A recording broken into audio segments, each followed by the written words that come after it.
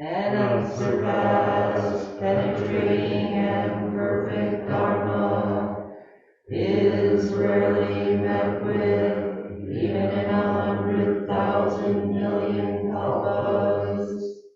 Having it to see and listen to, remember and accept, I vow to taste the truth of Tathagata's words.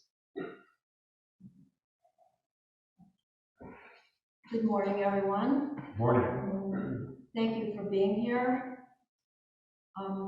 I'd like to say, before the Dharma talk, I would like to say a few words about our wellness and memorial chants. This week, many of the names we chanted for are friends of mine. I kept sending one more name and one more name to Aishin. Right now, I have several friends who are ill or having surgery. One died recently. When I contacted the sick people or the families of those who died to explain how we chant, they were extremely touched and grateful. One asked me what time the energy from the chant would come through the universe. Sometimes people seem stunned to hear that a group of strangers will wish them well. Take the time to acknowledge that they are suffering and they need support.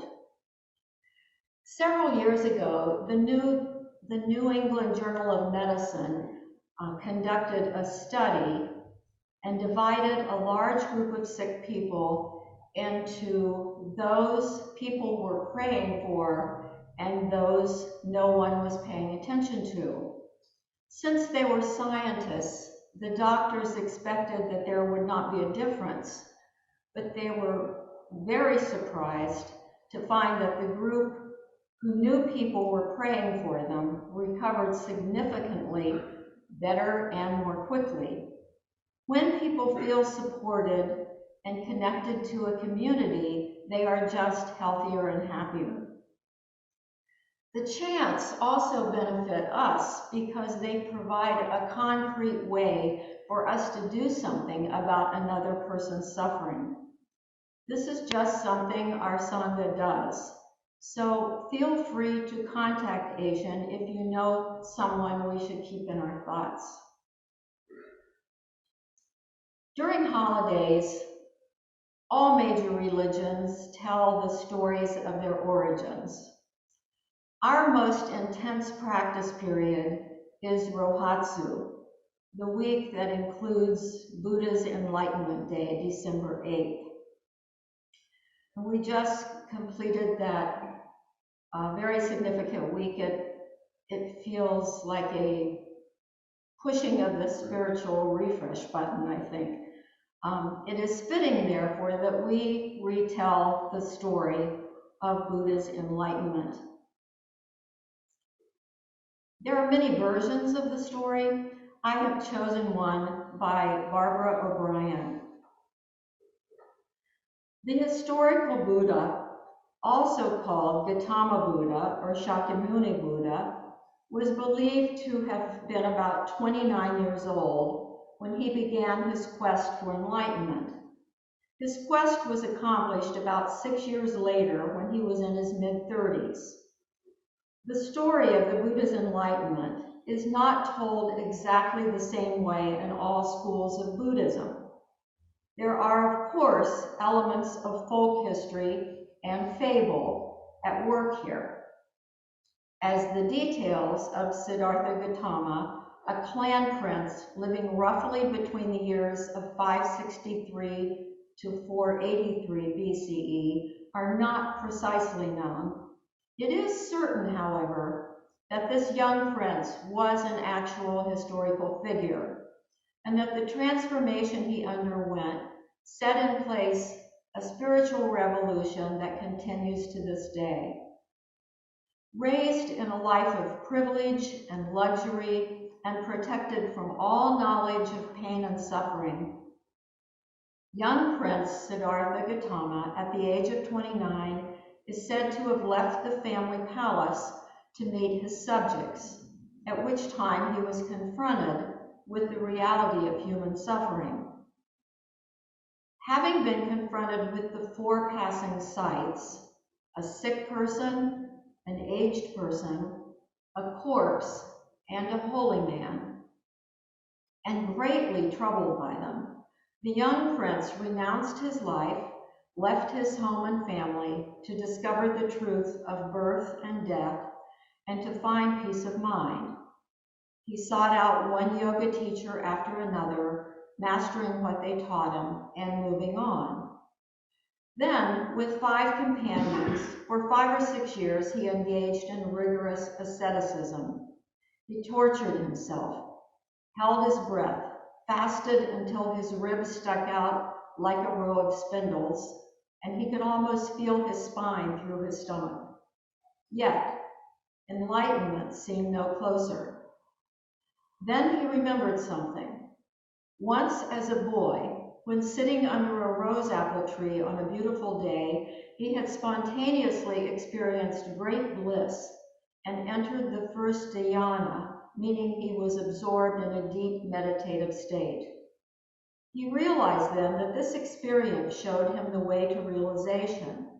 Instead of punishing his body to release from the confines of the self, he would work with his own nature and practice purity of mental defilements to realize enlightenment.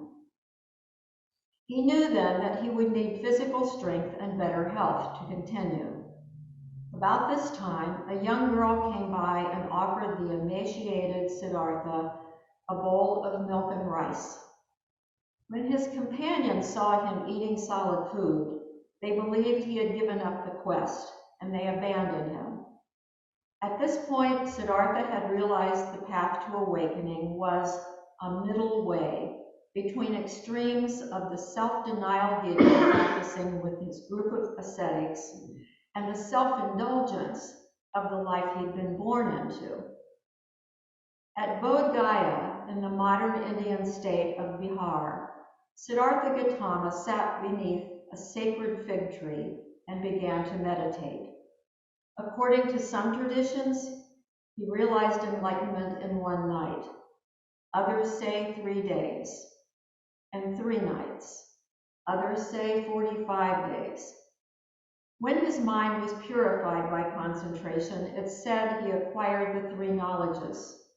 The first knowledge was that of his past lives and the lives of all beings. The second knowledge was of the laws of karma. The third knowledge was that he was free of all obstacles and released from attachments. When he realized release from samsara, the awakened Buddha exclaimed, and this is from verse 154 of the Dhammapada, "House builder, you're seen. You will not build a house again. All your rafters broken, the ridgepole destroyed, gone to the unformed, the mind has come to the end of craving." The demon, Mara, is portrayed in many different ways in early Buddhism. Sometimes he's the Lord of Death. Sometimes he's the personification of sensual temptation. Sometimes he's a kind of trickster god. His exact origins are uncertain. Buddhist legends say that Mara wished to stop Siddhartha's quest for enlightenment, so he brought his most beautiful daughters to Bodh Gaya to seduce him. But Siddhartha did not move. Then Mara sent armies of demons to attack him. Siddhartha sat still and untouched.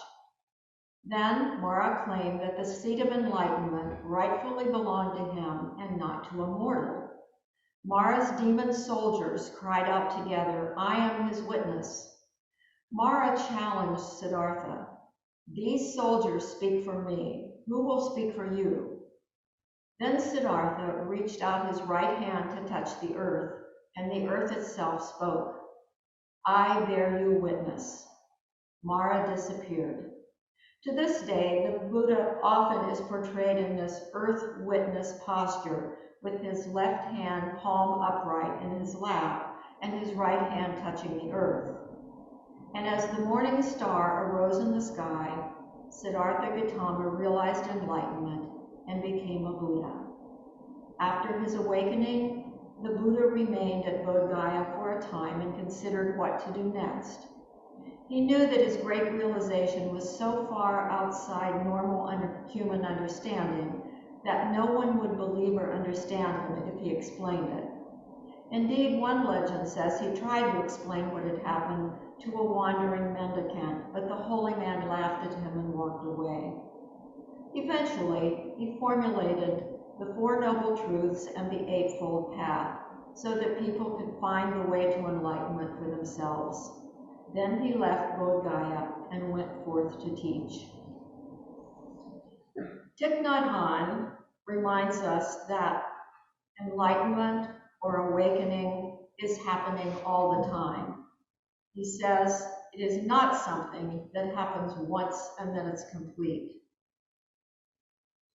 I'm considering a future Dharma talk about enlightenment, so stay tuned.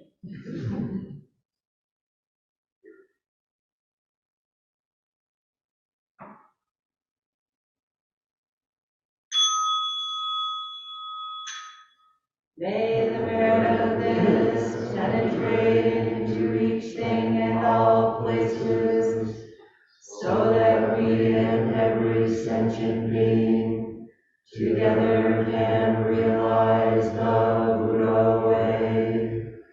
Sentient beings are numberless. I vow to save them.